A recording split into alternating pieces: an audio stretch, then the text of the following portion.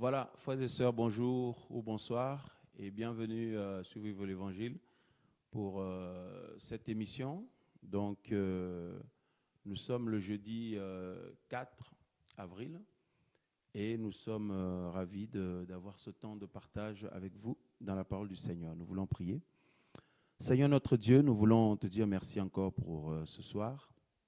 Merci d'avoir renouvelé en nous, Seigneur, le souffle de vie. Dieu de gloire, Dieu d'amour, Dieu de bonté, béni sois-tu, Seigneur, au nom de Jésus-Christ. Conduis-nous, Seigneur, en toutes choses pendant ce temps de partage d'émission et que ce soit édifiant pour chacun de nous, au nom de Jésus-Christ. Amen. Voilà, frères et sœurs, alors nous sommes dans la joie de partager la parole du Seigneur. Alors je vous invite à prendre avec moi Ésaïe chapitre 55.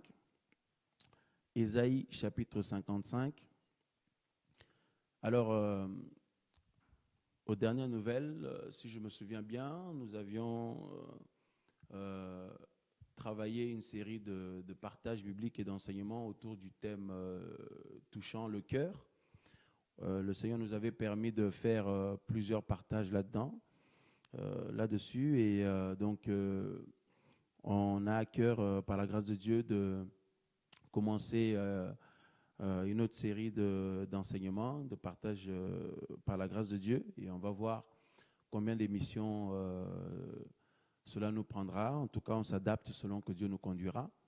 Voilà, alors le thème que le Seigneur me mettait à cœur d'évoquer avec nous, c'est de voir la vie chrétienne comme Dieu la voit. Voilà, donc voir la vie chrétienne comme Dieu la voit. Et ce soir, nous mettrons l'accent par la grâce de Dieu sur l'identité, voilà, donc sur l'identité du Seigneur et notre identité. En tout cas, on va évoquer certaines choses autour de cela, selon que Dieu nous y conduira. Voilà, donc je vous invite déjà dans Ésaïe chapitre 55. Ésaïe chapitre 55, le verset, on va commencer à partir du verset 8. Donc Ésaïe 55, 8, il nous est dit: « Car mes pensées ne sont pas vos pensées, et mes voix ne sont pas vos voix, dit Yahweh. Mais autant les cieux sont élevés au-dessus de la terre, autant mes voix sont élevées au-dessus de vos voix, et mes pensées au-dessus de vos pensées. » Voilà ce que la parole du Seigneur affirme, frères et sœurs. Voilà ce que le Seigneur lui-même déclare par la bouche de son serviteur, son prophète Ésaïe, poussé par le Saint-Esprit, bien sûr. Donc, il dit: « Mes pensées ne sont pas vos pensées, à vous les hommes. » Donc, mes pensées à moi, Dieu, ne sont pas vos pensées, à vous les hommes. Et mes voix ne sont pas vos voix, hein, bien-aimés.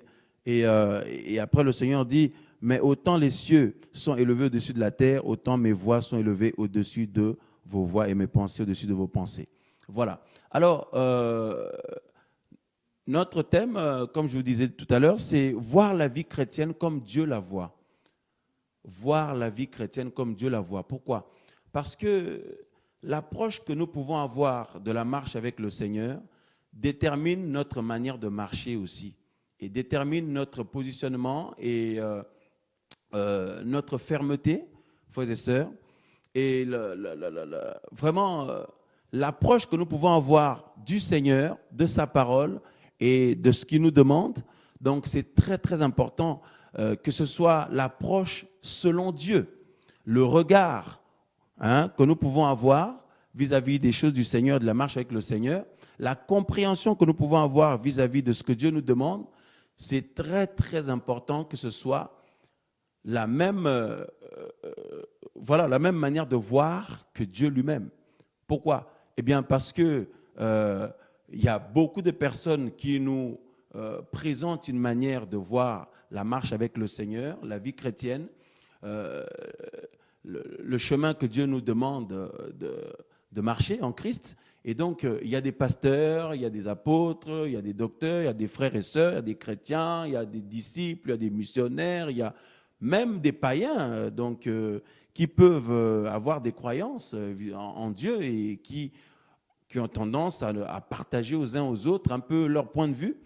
Et chacun se fait la plupart du temps une idée, voilà, un point de vue de Dieu, de la marche avec le Seigneur, de la vie avec le Seigneur, de la parole du Seigneur et de notre marche à nous-mêmes aussi.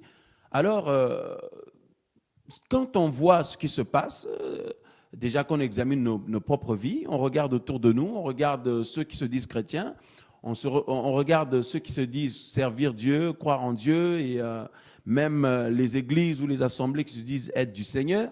Quand nous regardons tout ça et nous regardons, frères et sœurs, la médiocrité qu'il y a parmi les hommes, donc vis-à-vis du Seigneur, et concernant la marche avec le Seigneur, et alors que Dieu veut que ceux qui sont avec lui, qui marchent avec lui, qui espèrent en lui, vivent sa gloire, vivent son règne, vivent une vie de réveil, et une vie où Jésus règne, bien aimé, et une vie de fermeté également. Hein? Parce que nous voyons beaucoup de personnes, leur fermeté dépend des circonstances, leur fermeté dépend de ce que Dieu leur promet, leur dit ou leur donne, hein, surtout ce que Dieu peut leur donner. Et c'est d'ailleurs le message qui nous est prêché en cette fin des temps, un peu partout. Quand on regarde sur Internet, quand on fait un peu le tour, si on se renseigne un peu ce qui se passe dans les églises dites chrétiennes, dans les assemblées, dans tous les mouvements dits qui servent le Seigneur, eh bien, frères et sœurs, la plupart du temps, l'homme ou les hommes ont tendance à s'approcher de Dieu pour ce que Dieu peut leur donner. Pour ce que Dieu peut leur donner. Et finalement, si on pousse un peu la méditation, l'étude ou l'observation plus loin, on s'aperçoit qu'en fait, Dieu, il est grand, il est puissant, il est capable de tout. Donc, comme on est dans une société de consommation, là où on veut consommer, on veut avoir nos maisons, nos meubles, notre nourriture, notre voiture, nos enfants, nos maris, nos vêtements, nos objets, nos téléphones, nos ordinateurs et tout ce que nous pouvons posséder, tout ce que nous pouvons utiliser. Et donc, et c'est quand, quelque part, on manque ces choses-là ou ce qui est à nous, hein, voilà, si on perd des choses, il y a des choses eh bien, qu'on n'a pas ou qu'on n'arrive pas à voir, ou il y a des choses qu'on a, ça ne fonctionne pas trop comme on voudrait.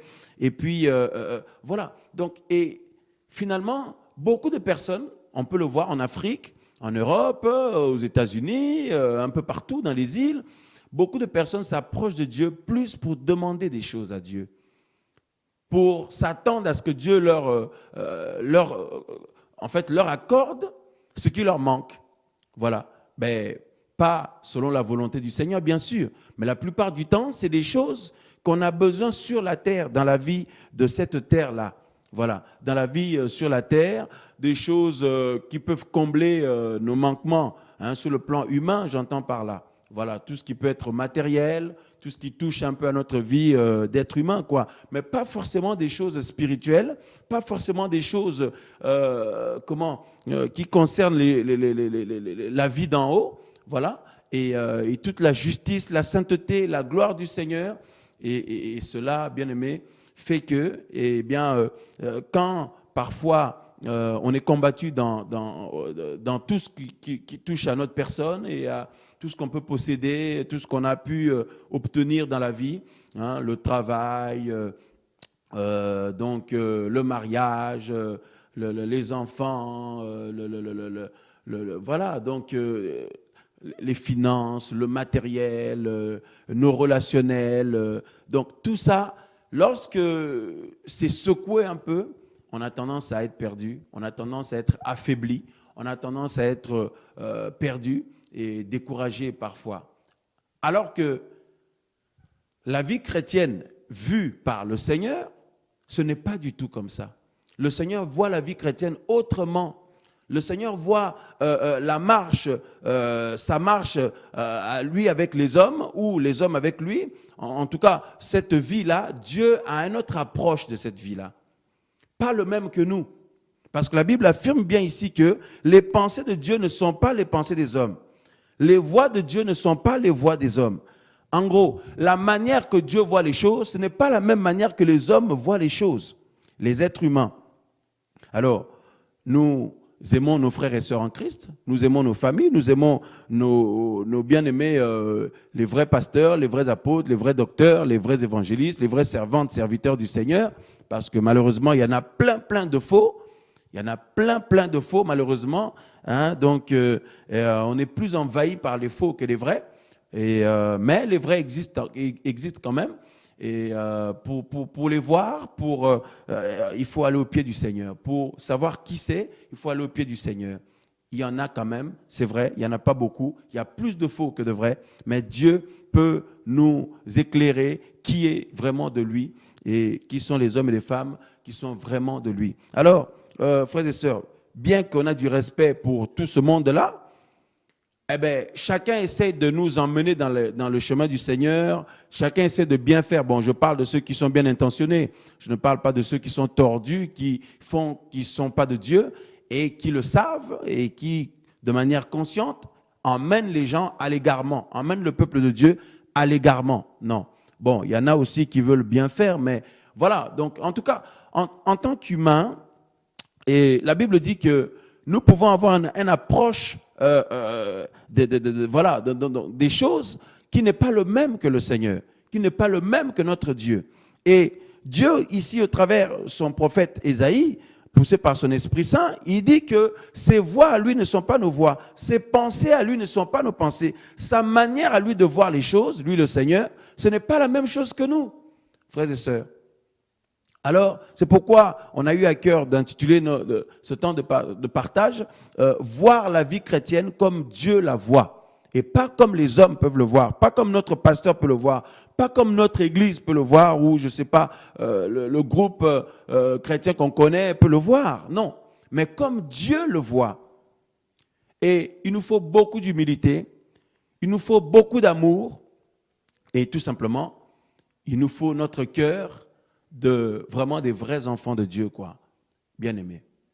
Alors, nous voulons aller dans les Écritures et voir un peu comment le Seigneur, lui, voit les choses, comment il voit la vie chrétienne, parce que les Écritures nous en parlent, parce que la parole de Dieu révèle la volonté de Dieu, révèle, bien aimé, le cœur de Dieu, ce que Dieu veut pour nous.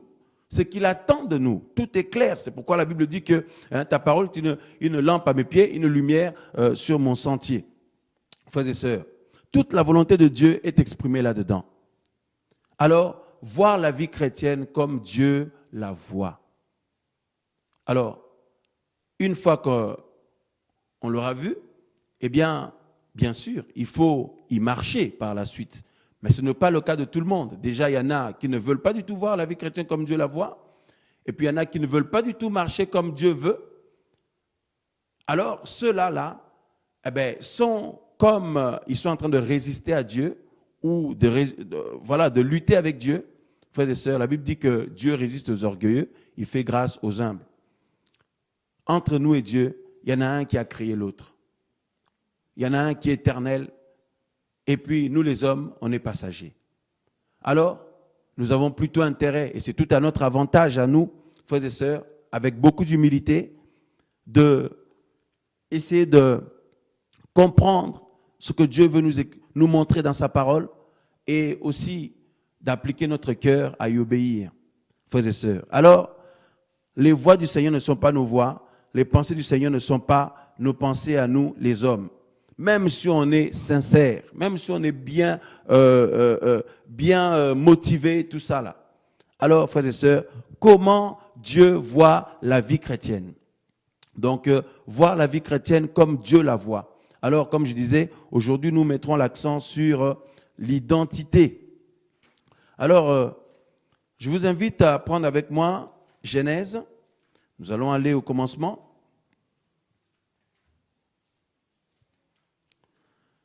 Nous allons mettre l'accent sur l'identité d'abord. Alors, Genèse chapitre 2, voilà. Voir la vie chrétienne comme Dieu la voit, ou voir la marche chrétienne comme Dieu la voit. C'est très, très, très, très important, parce que ça nous aidera à ne plus être perdus, ça nous aidera à ne plus être déstabilisés. Alors, Genèse chapitre 2, nous allons commencer à partir du verset 7. Il nous est dit ceci. Or, Yahweh Dieu forma l'homme de la poussière de la terre. Et il souffla dans ses narines un souffle de vie. Et l'homme devint une âme vivante. Et Yahweh Dieu planta un jardin en Éden du côté de l'Orient. Et il y mit l'homme qu'il avait formé, de la poussière de la terre. Et le verset 9, Yahweh Dieu fit germer de la terre tout arbre désirable à la vue et bon à manger, et l'arbre de la vie au milieu du jardin, et l'arbre de la connaissance du bien et du mal. Frères et sœurs. Alors, au verset 15, donc de 15 à 17, il nous est dit, Yahweh Dieu prit donc l'homme et le mit dans le jardin d'Éden, bien aimé, pour le cultiver et pour le garder. Voilà. Puis Yahweh Dieu donna cet ordre à l'homme en disant, tu mangeras de tout arbre du jardin, mais quant à l'arbre de la connaissance du bien et du mal, tu ne mangeras point, car le jour où tu en mangeras, tu mourras. Bien aimé. Alors, la Bible dit que Dieu a formé l'homme de la poussière de la terre, frères et sœurs, au verset 7, et il a soufflé dans ses narines un souffle de vie, et l'homme devint une âme vivante. Et Dieu a planté un jardin, donc le jardin d'Éden, du côté de l'Orient, et il a mis l'homme qu'il avait formé de la poussière de la terre, frères et sœurs. Et au verset 15, on nous dit, donc Yahweh Dieu prit donc l'homme et le mit dans le jardin d'Éden pour le cultiver et pour le garder. Cette parole m'a toujours touché, frères et sœurs, et le Seigneur m'a conduit à méditer là-dessus pour ma propre vie d'abord et pour ma propre marche avec lui en tant qu'enfant de Dieu aussi. Et aussi, bien aimé, le Seigneur m'a poussé à partager cela avec vous et à partager un enseignement autour de ça, frères et sœurs. Alors, Dieu a placé l'homme qu'il avait formé de la poussière de la terre, il a placé, bien aimé, dans le jardin d'Éden pour faire quoi? Pour le cultiver et pour le garder, frères et sœurs. Voir la vie chrétienne comme Dieu la voit. Parce que quand je parle de la vie chrétienne, je veux parler de cette vie de Dieu avec les hommes ou les hommes avec Dieu, frères et sœurs. C'est une longue histoire. Ce n'est pas d'aujourd'hui.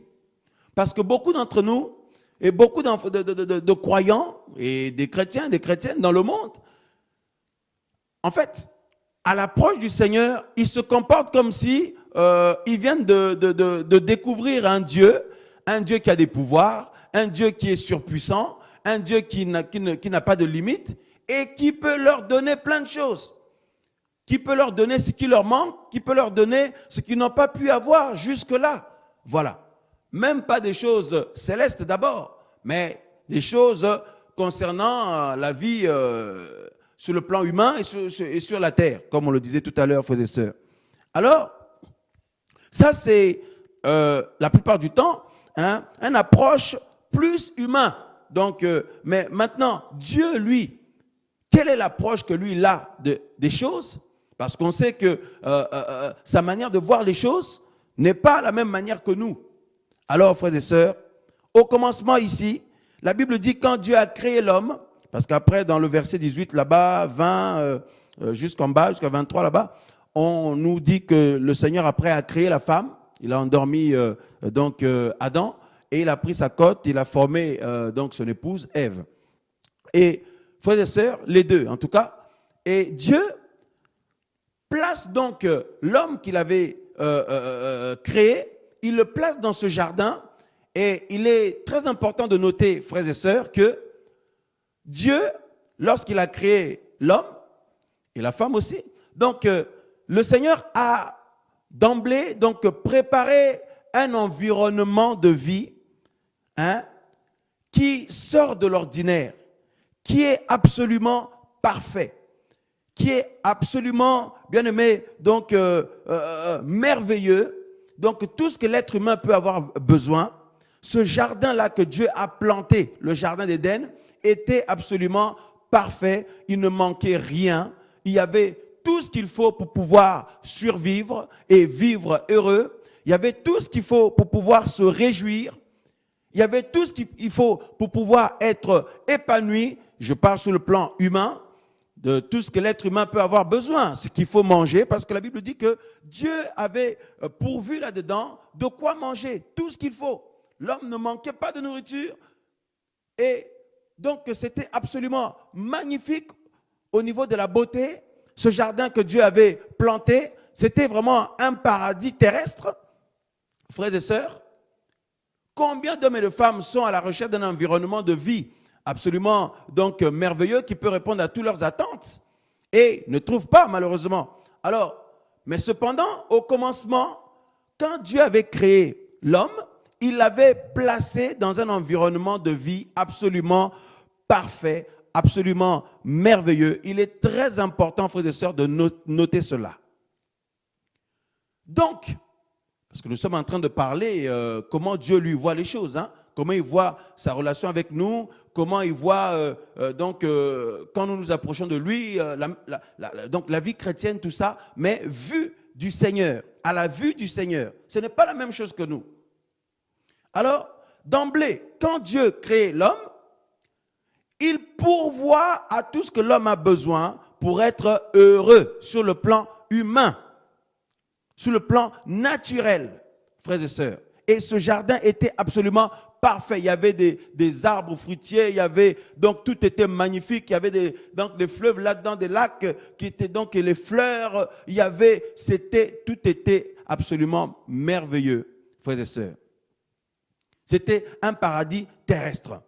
Alors, déjà pour nous montrer que Dieu, il n'a pas besoin qu'on l'embête avec ça, qu'on lui demande tout le temps ça. Seigneur, j'ai besoin de ceci, j'ai besoin de cela, il me faut ceci, il me faut cela. Parce qu'il sait d'avance ce qu'on a besoin. Il sait d'avance ce qui est bon pour nous. Parce que quand il a créé ce jardin d'Éden, il n'avait pas demandé à Adam, dis donc Adam, cet arbre-là, tu l'aimes bien? Est-ce que tu aimes bien tel fruit? Ou est-ce que, est-ce que ça te dit de manger telle chose? Est-ce que ça te dit que je plante des fleurs là-bas? Hein, que je plante donc cette rivière là-bas, là, donc, est-ce que ça te dit? Non, Dieu sait parce qu'il est le créateur de l'homme. C'est pourquoi nous parlons, bien aimés, donc voir la vie chrétienne comme Dieu la voit, et nous mettons l'accent ce soir sur l'identité. L'identité. Dieu est le créateur de l'homme. Amen. Donc, Adam et Ève, donc, sont à la fois là, au commencement, créatures du Seigneur et en même temps enfants de Dieu. Donc, Adam avec sa femme Ève. Donc, créatures du Seigneur parce que Dieu les a créés à son image et en même temps enfants de Dieu parce que le Seigneur les avait créés donc parfaits, sans péché, sans défaut et leur avait donné son esprit. Bien-aimés. Alléluia. Dieu leur avait donné son esprit, il leur manquait absolument rien. Et sur le plan matériel, sur le plan alimentaire, sur le plan confort, Adam et Ève étaient gâtés par Dieu. C'était absolument parfait. Il est important, très important de noter cela.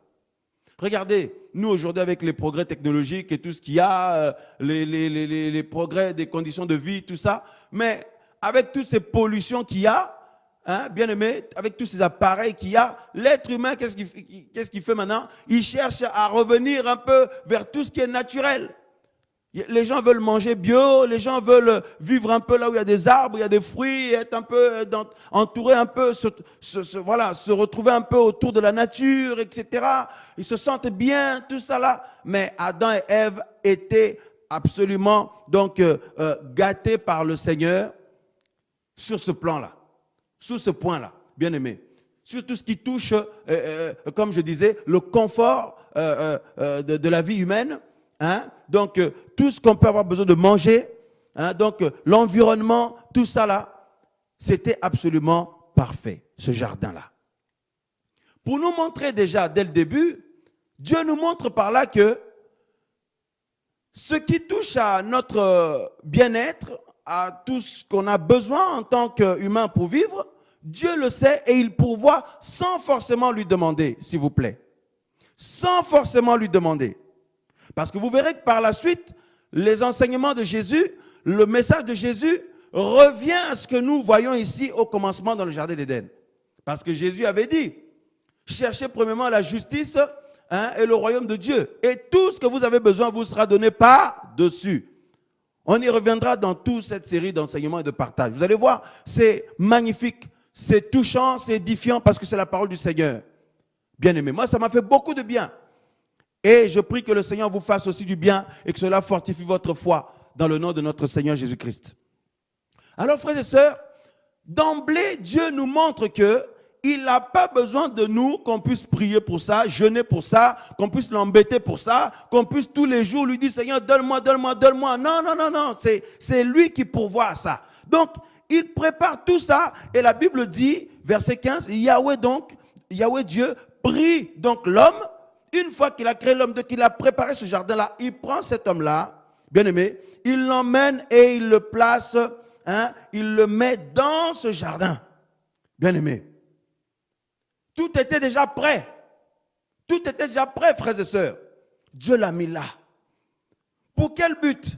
Pour le cultiver et pour le garder. Waouh! Frères et sœurs, l'identité. Ce soir, nous voulons mettre l'accent sur l'identité. Alors, nous allons voir l'identité du Seigneur pour nous et notre identité auprès de lui. Donc, il est important de le savoir. Alors, Dieu met l'homme dans ce jardin-là. Pour quel but? Pas d'abord pour que l'homme puisse, je ne sais pas, faire ceci, faire cela. Pas d'abord pour que... non, Dieu voulait tout simplement d'abord garder l'homme. Il veut garder cet homme qu'il a créé parce qu'il aime. Parce qu'il aime. L'être humain a de la valeur aux yeux de Dieu. La Bible dit que Dieu a placé l'homme dans ce jardin pour le cultiver et pour le garder. Pour le cultiver d'abord, pour le travailler, bien aimé, le travailler ou l'éduquer. Ou alors, tout simplement, voir comment l'homme allait manifester l'éducation de Dieu qui était déjà en lui, parce que l'homme était parfait. Il avait aussi l'esprit de Dieu. Et Dieu l'avait créé parfait, il ne pouvait pas tomber malade, il pouvait pas, donc il n'y avait pas la maladie, la mort, le péché, toutes ces souffrances et toutes ces mauvaises choses qui font souffrir les hommes aujourd'hui. Mais Adam et Ève étaient, donc tout était parfait, bien-aimé.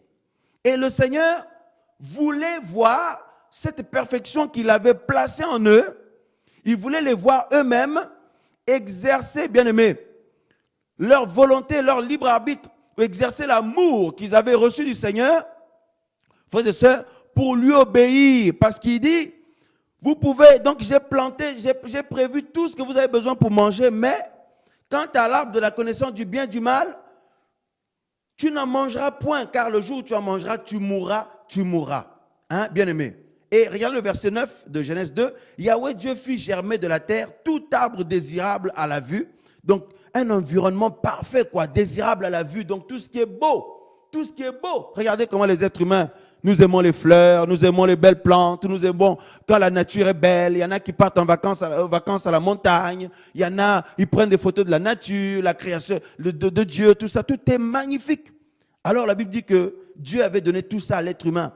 Des arbres, il a fait germer des arbres désirables à la vue et bons à manger. Frères et sœurs, bon à manger. Et l'arbre de la vie au milieu du jardin est l'arbre de la connaissance du bien et du mal. Et le Seigneur dit, quant à l'arbre de la connaissance du bien et du mal, tu ne mangeras pas. Car le jour où tu en mangeras, tu mourras. Frères, sœurs, alléluia. Dieu crée l'homme. Il le place là-dedans. Tout était déjà prêt.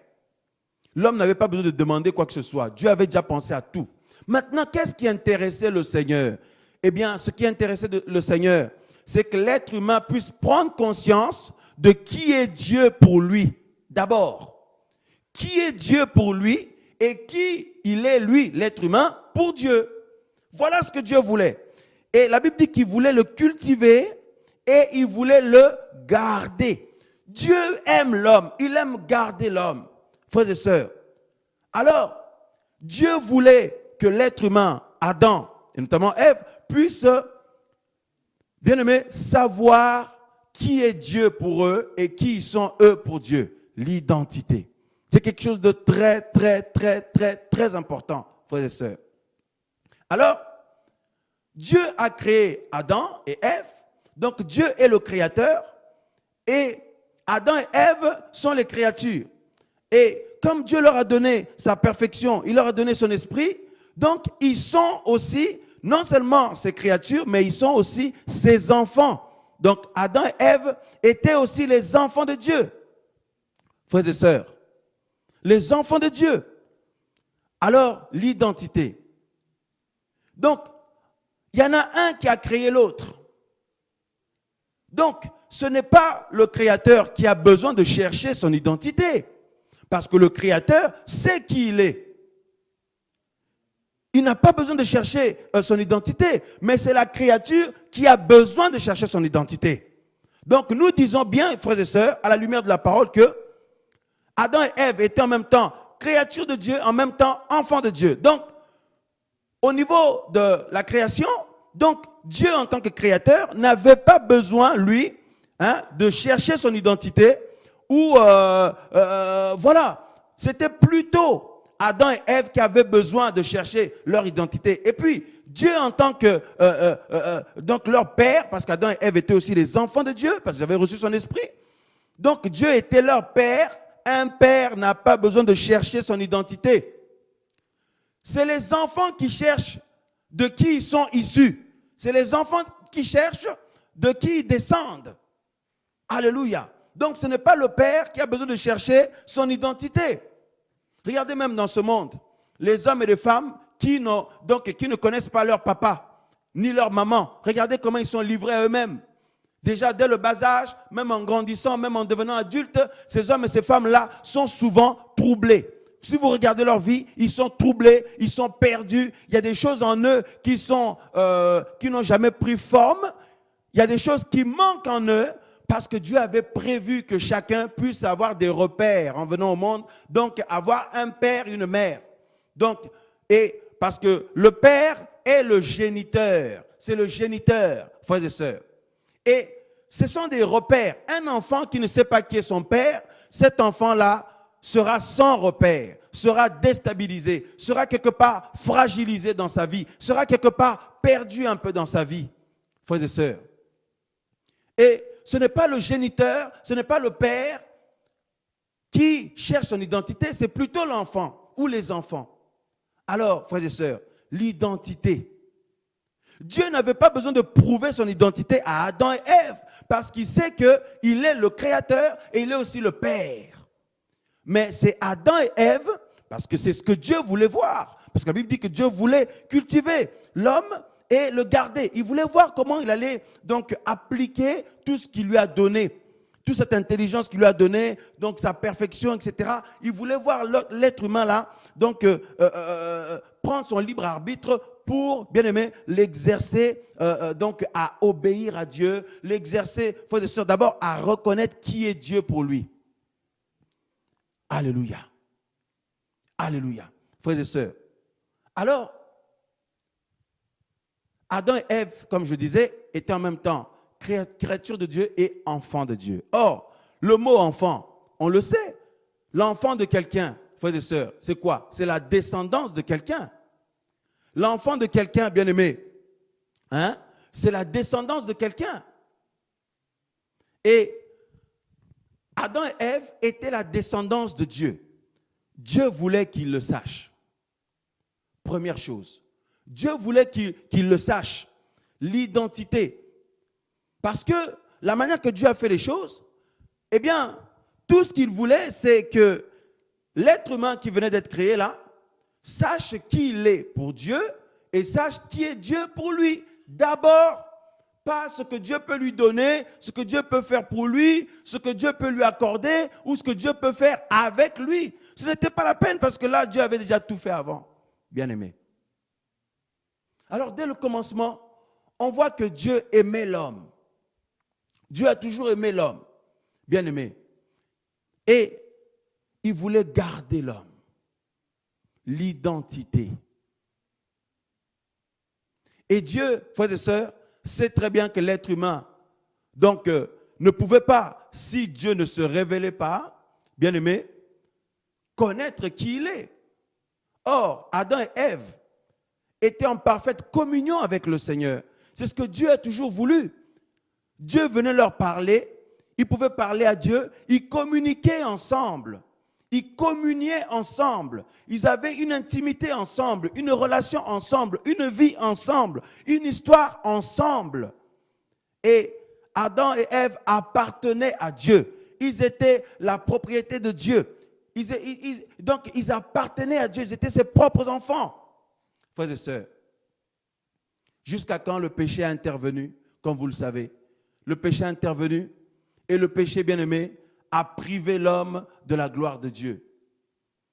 Bien sûr, Dieu est tout-puissant. Il pouvait quand même visiter l'homme malgré le péché. Il pouvait quand même faire que tout reste intact. Mais non, parce que sa nature, c'est la sainteté. Il est tellement saint, il est tellement pur, frères et sœurs, que à cause du péché, donc l'homme n'avait plus accès à lui parce que Dieu est saint, Dieu est pur. Alléluia. Dieu est saint, Dieu est pur. Et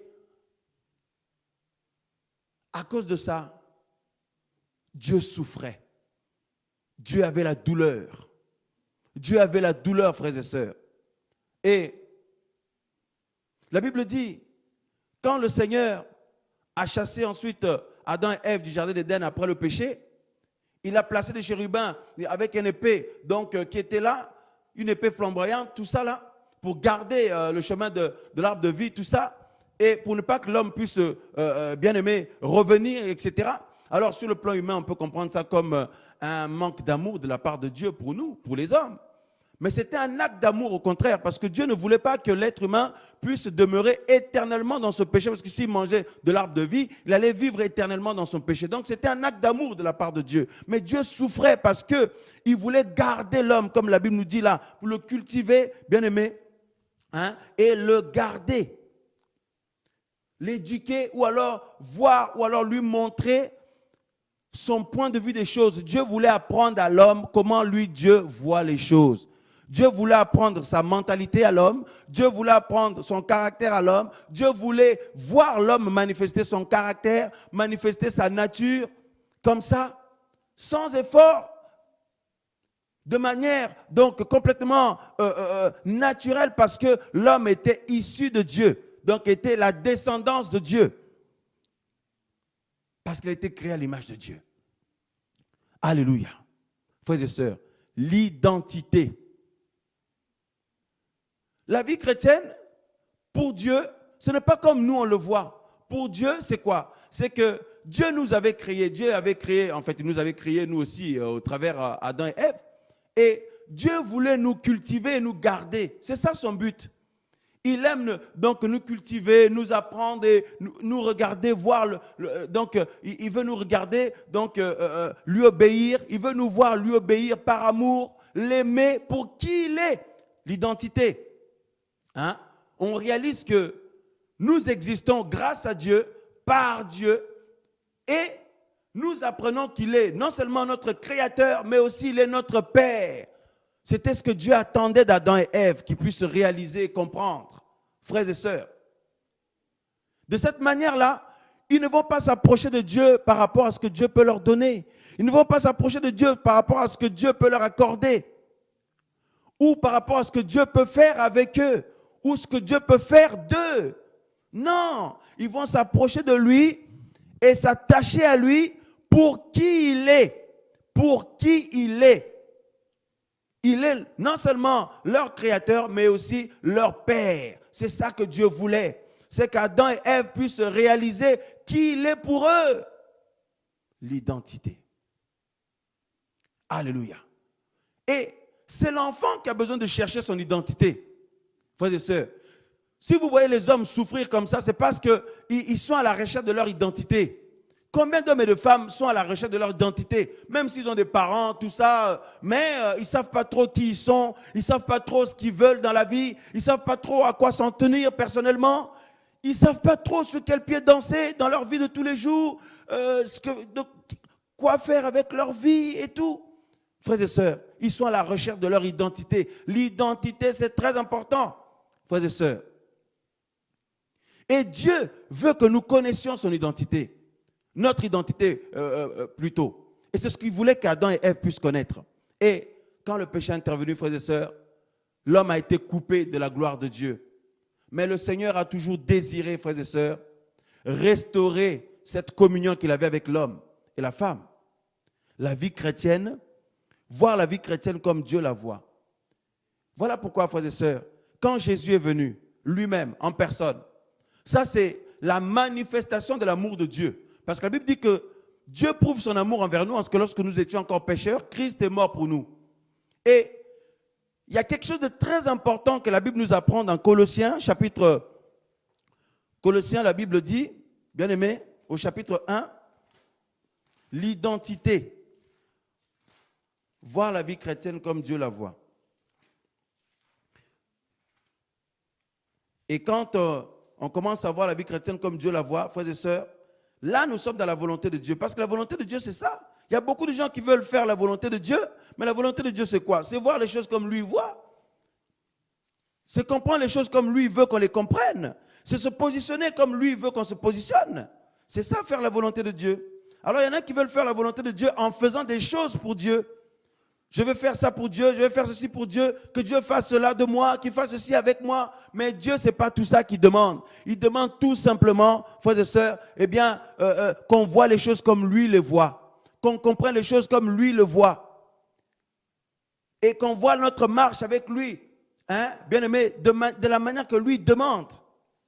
Et ce que Dieu veut tout simplement, c'est que nous nous approchions de lui d'abord parce qu'il est non seulement notre Créateur, mais il est aussi notre Père.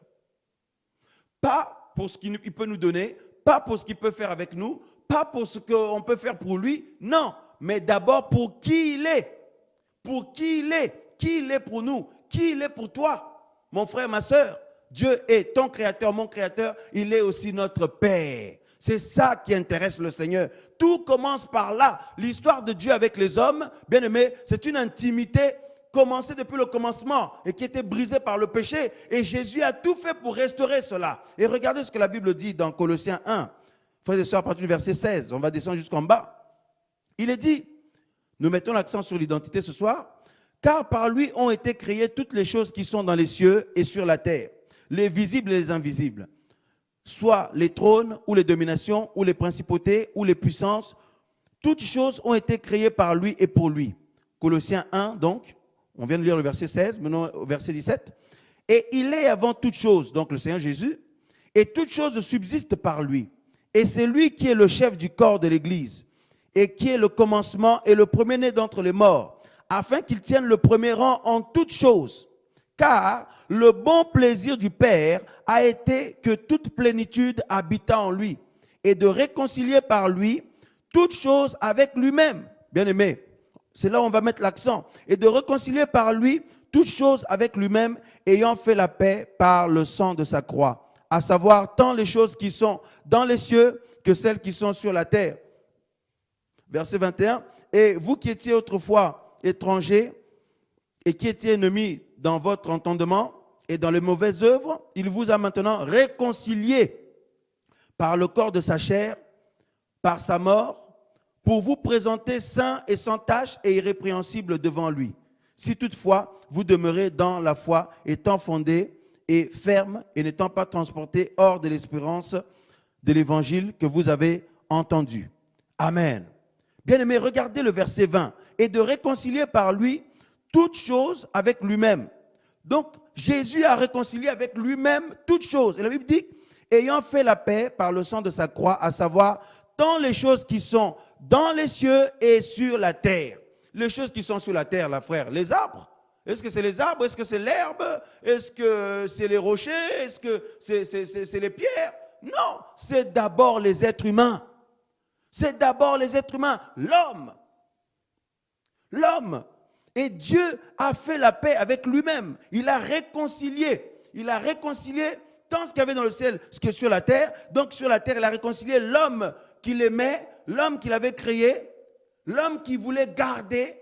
Et Dieu l'a réconcilié avec lui-même. Donc si on parle de réconciliation, ça veut dire qu'il y avait une histoire avant. Il y avait une histoire avant entre Dieu et l'homme, ou entre l'homme et Dieu.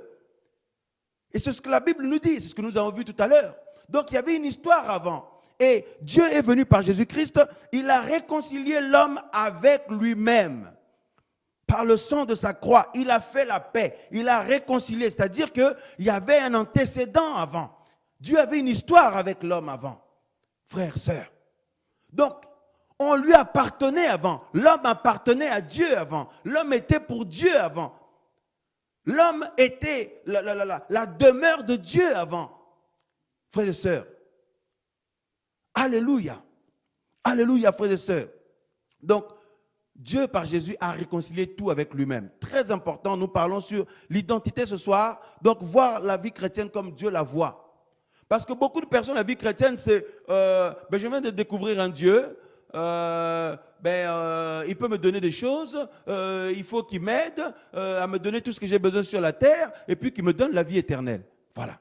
Qu'il me donne tout ce que j'ai besoin, que je ne manque de rien, et puis qu'il me donne la vie éternelle. Et puis à la limite, que je le serve. Voilà comment beaucoup de personnes voient la vie chrétienne. Que Dieu pourvoit tous mes besoins et qu'il me donne la vie éternelle. Et puis, à la limite, que je le serve. Voilà. Hein? Ou alors qu'il se sert de moi. Qu'il fasse des choses avec moi. La plupart du temps, beaucoup de gens recherchent des choses que Dieu peut leur donner plutôt que lui-même Dieu. Plutôt que le donateur lui-même. Oh, les dons spirituels, c'est magnifique. Moi, je veux savoir mon don. Je veux savoir à quoi Dieu m'appelle. Je veux savoir à quoi Dieu m'appelle. Dieu m'appelle à prophétiser. Dieu m'appelle à évangéliser. Dieu m'appelle à aller voir les pauvres. Dieu m'appelle à la prédication. Dieu m'appelle à ressusciter les morts, à prier, à chasser les démons. Dieu m'appelle à guérir les malades. Dieu m'appelle à quoi? Voilà ce qu'on aime savoir. Quel don Dieu m'a donné? Quel don Dieu m'a donné? Quelle grâce j'ai? Qu'est-ce que je peux faire pour Dieu? Qu'est-ce que Dieu peut faire avec moi? Que Dieu fasse des choses avec moi. Je vais jeûner, je prie, j'intercède. Oh Seigneur, tout ça pour que Dieu fasse des choses avec moi. Pour que Dieu m'utilise. Ou alors que je fasse des choses pour lui. Mais ce n'est pas ça que Dieu veut d'abord. Ce n'est pas ça que Dieu cherche d'abord. Lui ne voit pas les choses comme ça. La vie chrétienne, à ses yeux, ce n'est pas d'abord ça. Ce n'est pas d'abord faire quelque chose pour lui ou lui faire quelque chose pour nous ou nous donner des choses. Non, parce que comme on le voit dans le jardin d'Éden, tout était déjà prêt. C'est pour ça même en Christ, la Bible dit qu'il y a des bonnes œuvres qui sont déjà prêtes d'avance, que Dieu a préparées d'avance. Il y a des bonnes œuvres, Colossiens 2, 10. Il y a des bonnes œuvres que Dieu a préparées d'avance afin que nous marchions en elles. Vous voyez? Donc ce n'est pas là le plus important. Dieu veut d'abord qu'on réalise notre identité. Et donc d'abord, qui nous sommes pour lui et qui il est pour nous. D'accord? Nous ne sommes pas des gens qu'il a découverts par hasard. Nous ne sommes pas des êtres humains que Dieu a connus par hasard. Non, la Bible dit que Dieu nous connaissait avant. Hein? La Bible dit même dans Romains 8 que Dieu nous avait même prédestinés. Il nous connaissait avant. Bien aimés. Et dans Colossiens 1 ici que nous venons de lire, la Bible dit qu'il nous a réconciliés. Il a réconcilié donc les hommes avec lui-même. Ça veut dire qu'ils avaient une histoire avant. Dieu avait une histoire avec l'homme avant. Et qui a été coupée, interrompue à cause du péché, malheureusement. Alors comme l'homme ne pouvait pas accéder à Dieu à cause de toutes ces choses-là, le péché, tout ça, et Dieu lui-même est venu vers l'homme par amour, frères et sœurs. Et il nous a réconciliés avec lui.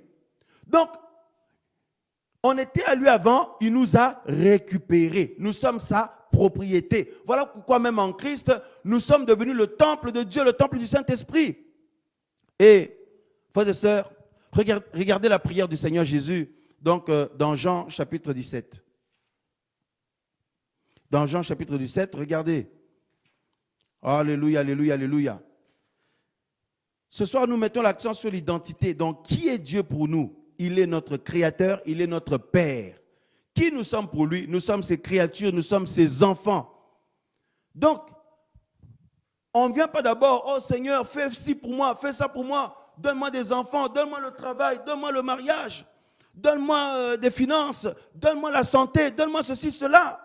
Comme on nous le prêche, si tu veux que Dieu te donne ceci, donne l'offrande du prophète. Dieu va te donner des enfants, Dieu va te donner le mariage, Dieu va te donner le travail. Que les choses concernant la vie terrestre. Mais Dieu, ce n'est pas ça qu'il attend d'abord. Il veut que nous puissions le suivre, marcher avec lui et donc avoir l'amour pour qui il est d'abord. l'aimer pour qui il est. Parce que nous avons reconnu que nous venons de lui, que nous sortons de lui, qu'il est notre créateur et que nous sommes ses enfants. L'identité.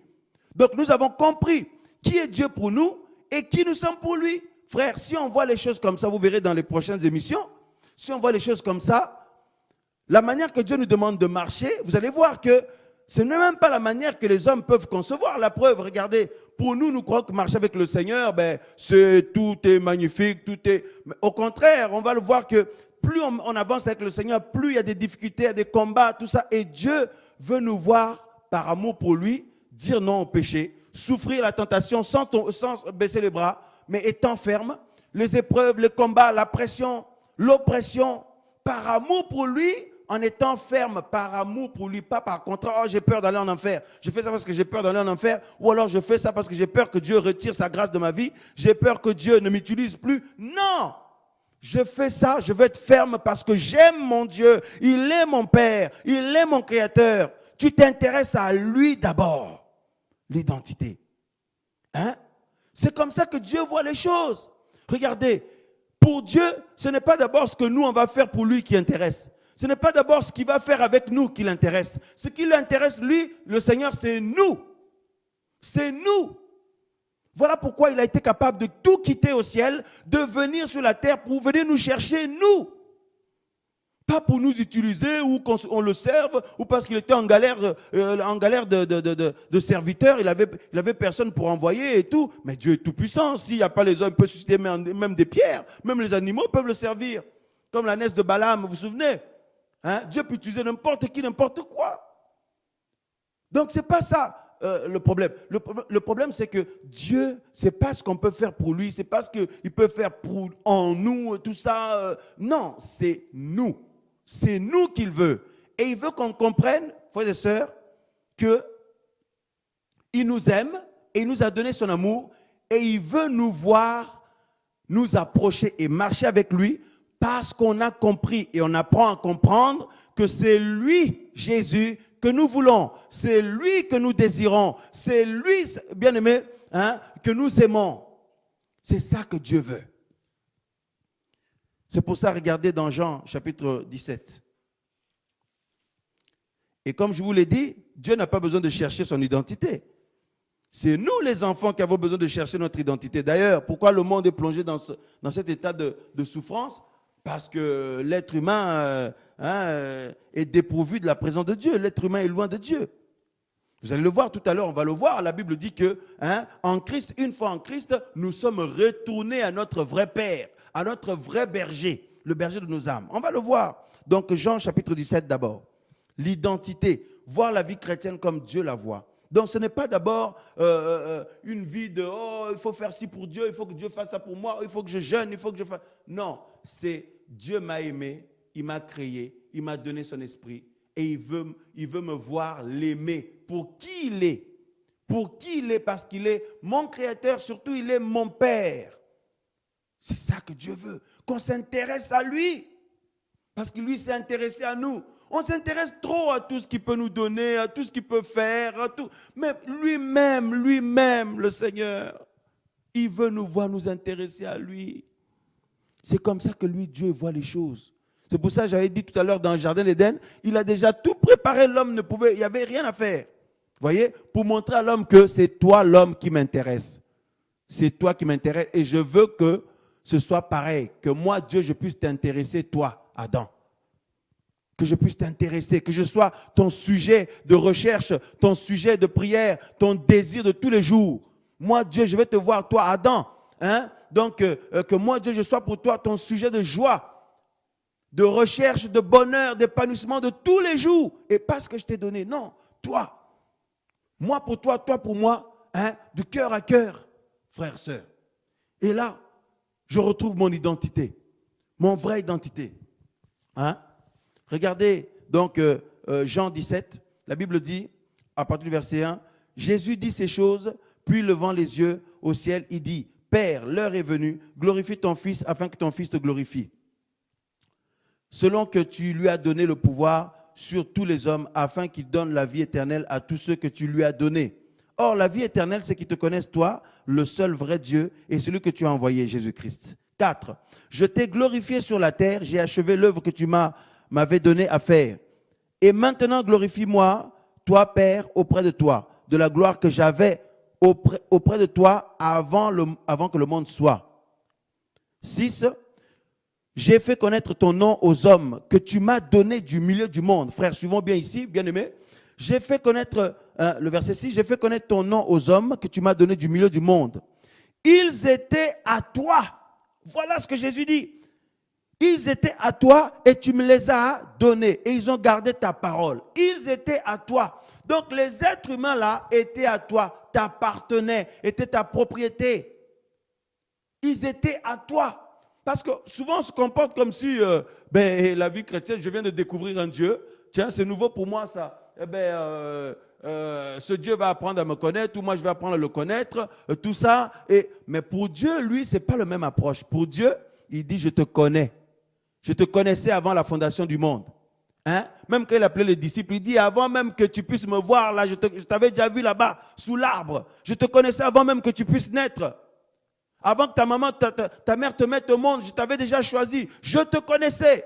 Donc, Dieu a une relation. Donc, en fait, Dieu, dans son cœur, nous existions déjà dans la pensée, le cœur de Dieu. Il nous connaissait déjà avant. Et son but, en allant à la croix, ce n'était pas de susciter une race de personnes qui vont faire des choses pour lui ou qui vont... Non, de nous ramener à lui d'abord pour que nous puissions retrouver notre identité. Parce que Dieu sait que si tu retrouves ton identité, tu réalises ton identité, qui est ton Père? Qui est ton Père? Donc Dieu, qui est ton Seigneur, ton Créateur? Donc notre Dieu, notre Seigneur Jésus-Christ.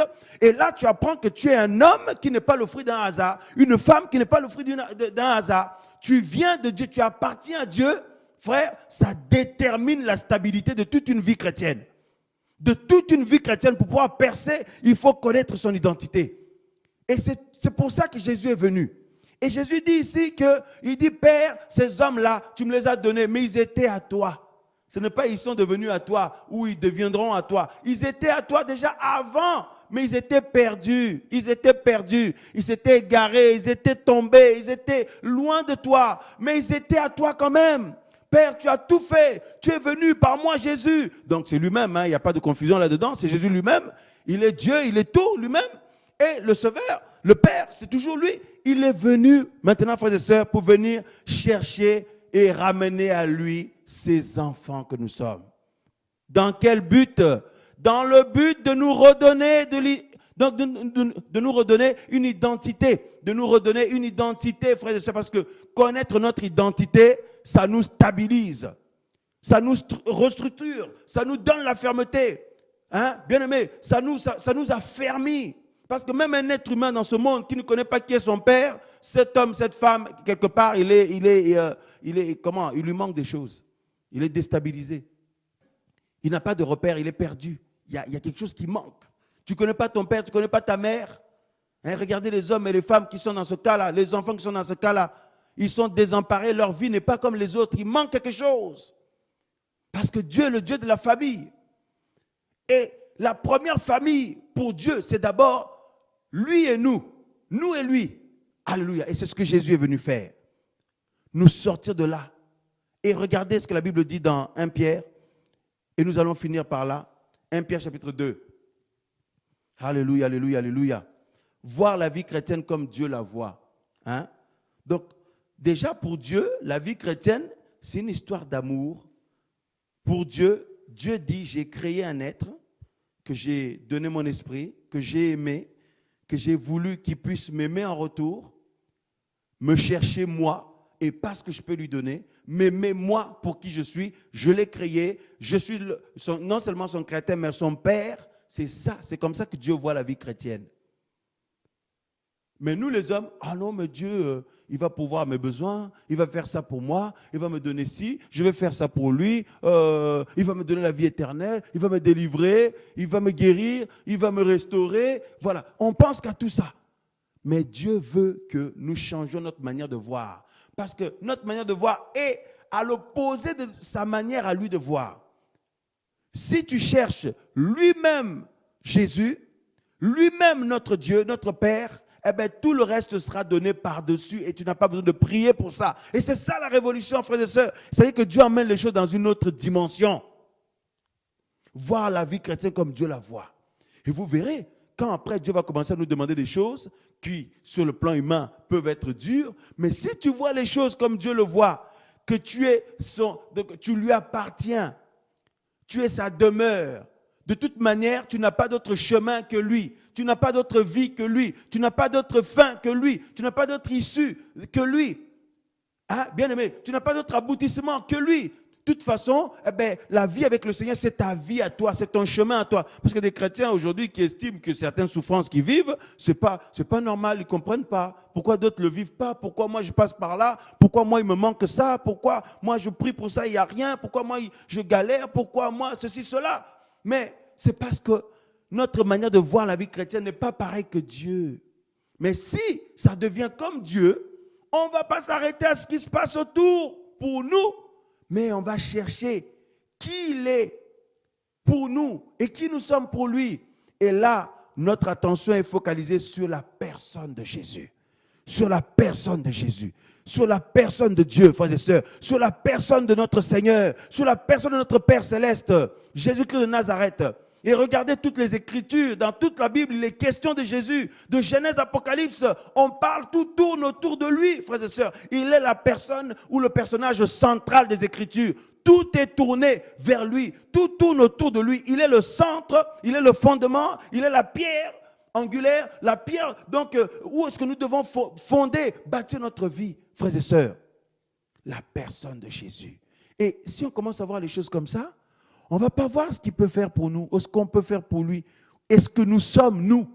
Est-ce qu'on est devenu? Non. On va regarder son cœur. On va être focalisé sur lui. Frères et sœurs, et ce qui va nous intéresser, c'est faire sa volonté et rien que sa volonté. Et nous sommes dans la joie de le faire, pas par contrainte, mais par amour. Parce que de toute manière, on sort de lui. On vient de lui. Voilà.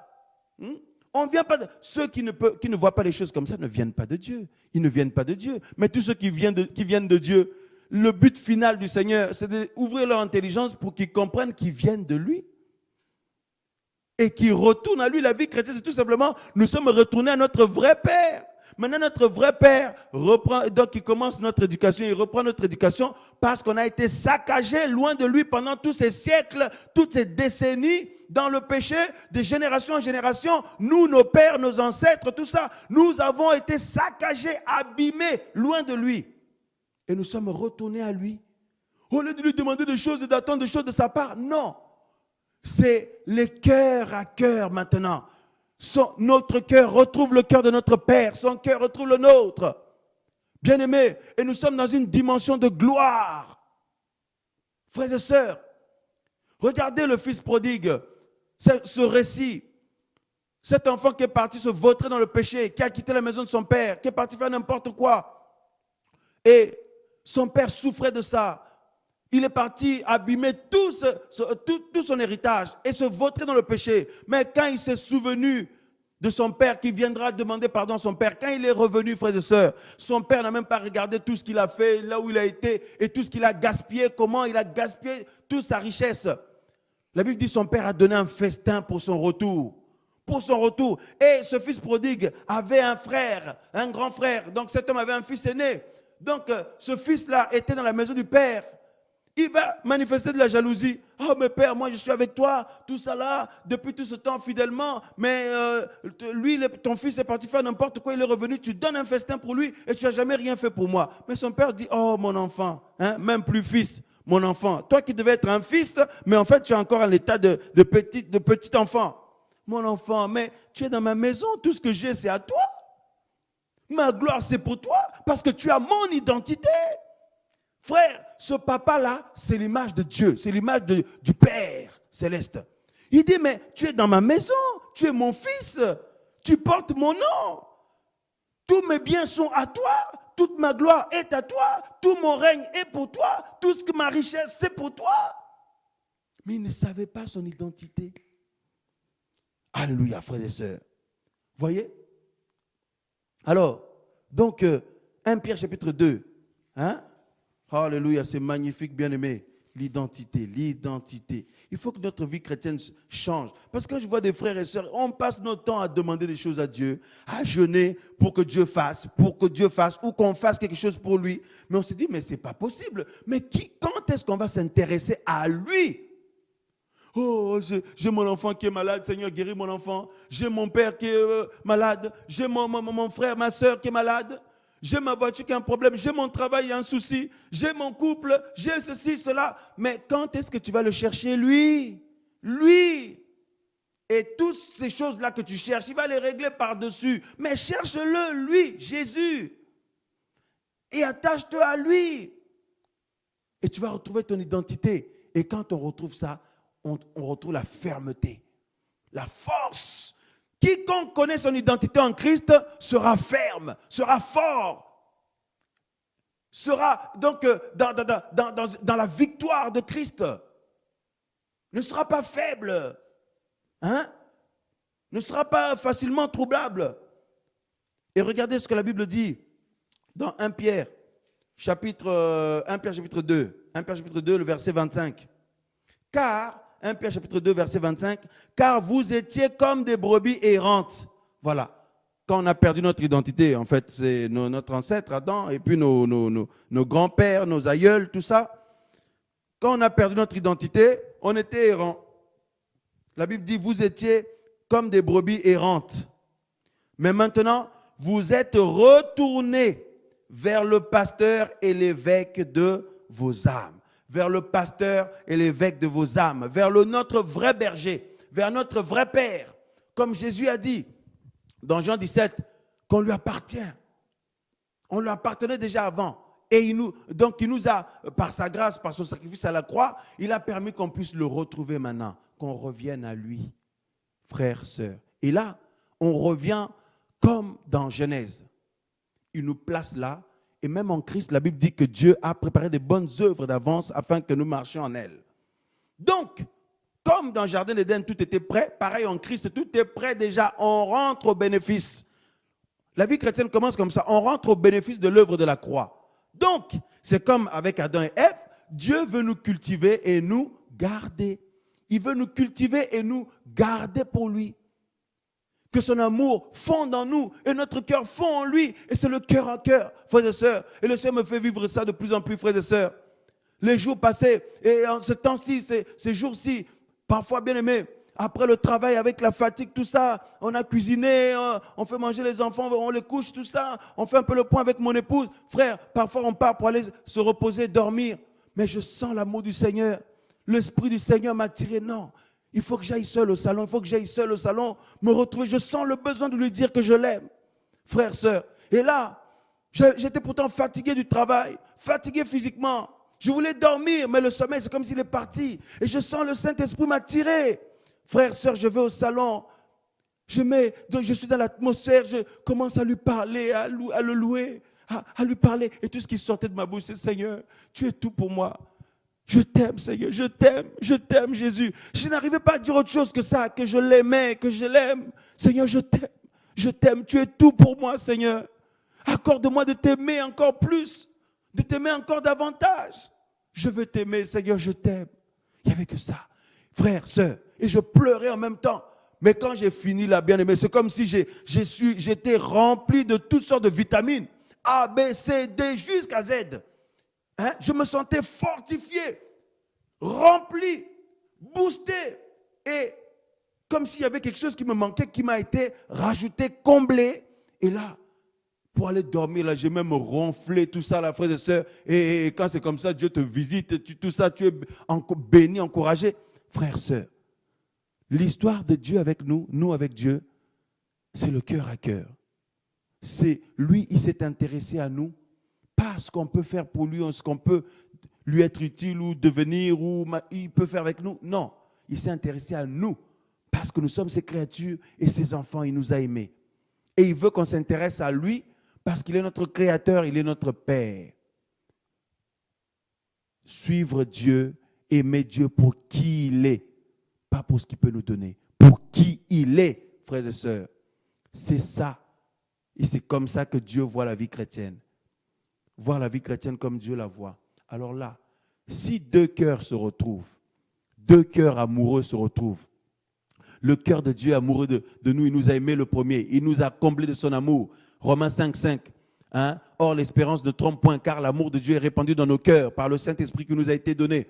Si quelqu'un n'a pas l'Esprit de Christ, il ne lui appartient pas. Donc, si quelqu'un a l'Esprit de Christ, il lui appartient. Alors, la Bible dit, Romains 5, 5, que le Saint-Esprit qui nous a été donné a répandu, donc l'amour de Dieu est répandu dans nos cœurs par le Saint-Esprit. Alors, Dieu nous a aimés, il a répandu son amour dans nos cœurs par le Saint-Esprit. Alors, qu'est-ce qui se passe? Nous allons en retour maintenant l'aimer, parce qu'il nous a rendus capables de l'aimer.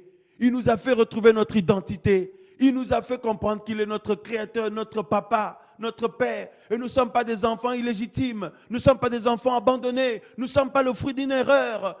On ne va pas s'arrêter à ma famille. De quelle famille je sors? Comment était mon père, ma mère biologique? Est-ce qu'ils m'ont aidé, ils m'ont aimé ou pas? Non. Est-ce qu'ils ont fait des préférences ou pas? Ils m'ont rejeté ou pas? Ils m'ont soutenu ou pas? Non. Je ne m'arrête plus à tout ça. Mais je suis comblé de l'amour de Dieu, l'amour du Père. Et là, mon cœur retourne vers mon vrai Père céleste.